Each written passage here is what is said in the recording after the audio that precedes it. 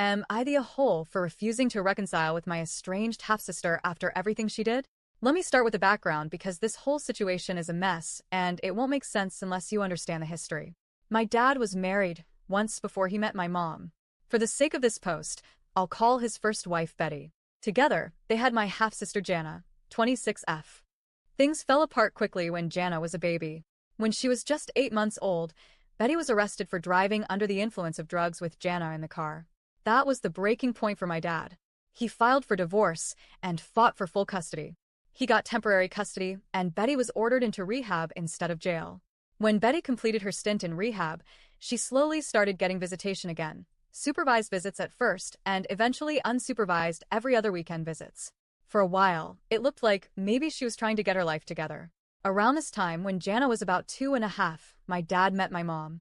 They dated for a couple of years, got engaged, and that's when Betty started getting nasty. She wasn't just rude. She was openly hostile toward my mom, spreading lies, making threats, and trying to stir up trouble. When Jana was 6, Betty lost custody and visitation again. She was arrested a few more times, and her life spiraled back into drugs and prison. Jana's life with my dad and my mom was stable compared to what Betty could provide, but it didn't erase the chaos Betty left in her wake. I, 19, was born around the time Betty got out of jail the first time. From then on, things only escalated. Some of my earliest memories aren't happy childhood ones. They're of police lights flashing outside our house, broken glass from smashed windows, and my parents trying to comfort us while alarms blared. Betty would show up screaming, threatening, and completely out of control. We moved several times, sometimes across town, sometimes to entirely new towns, just to get away from her. But she always seemed to find us. By the time I was about 5 to 7, this was just normal life for me. Imagine growing up thinking it was normal for police to be regular visitors at your home. That's the kind of trauma I carry. Eventually, Betty got arrested again and sentenced to more time in prison. Those years were the calmest in our household. We could finally breathe. But when Jana turned 16, things took a dark turn. Betty was released from prison, and Jana, who had always struggled with her feelings about her mom, decided to reconnect with her. At first, none of us knew. We only found out when Jana secretly let Betty into our house in the middle of the night while everyone else was sleeping. We woke up to chaos. Betty was in a rage, screaming, smashing things, stealing what she could, and then running before the police arrived. The betrayal stung even more because Jana didn't even try to deny what she did. In fact, she doubled down and accused my mom of abusing her and my dad of covering it up. She claimed that was why Betty was so unhinged and that Betty had never really been on drugs at all. Her accusations were serious enough that Child Protective Services got involved, and all of us kids were removed from my parents for 2 months while it was investigated. Those were the longest, scariest 2 months of my life. I was just 9 years old, ripped away from my parents who had always been there for me, all because of Jana and Betty's lies. Eventually, the truth came out, and me and my younger siblings were returned to our parents. But Jana wasn't. She didn't want to come back. She chose Betty and cut ties with us.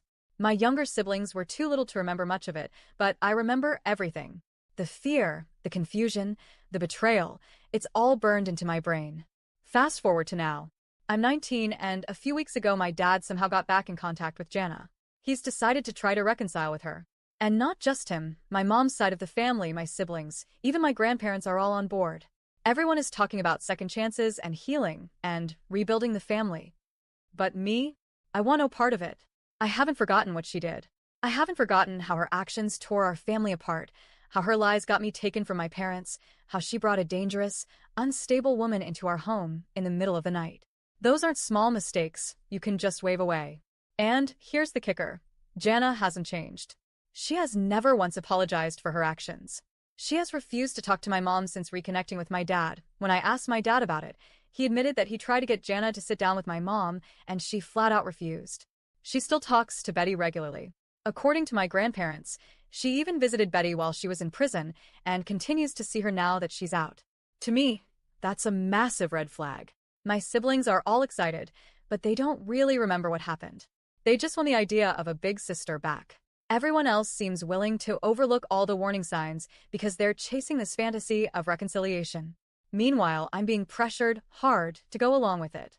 I'm being told I'm bitter, broken, unforgiving, and that I'll regret not repairing the relationship someday. But the truth is, this isn't something I've secretly hoped for. This isn't some missing piece of my heart. For me, Jana is a source of trauma, not nostalgia. And maybe I'm harsh, but I honestly don't think I'll ever reach a point where I want her in my life, changed or not. So now I'm stuck between holding my ground and being painted as the stubborn, heartless one in the family. I love my dad, but I feel like he's ignoring reality. I love my siblings, but they don't understand what really happened. And my mom? She's staying quiet, but I can tell she's hurt that Jana still won't even acknowledge her. So, am I the whole for refusing to reconcile with my half-sister when the rest of my family is?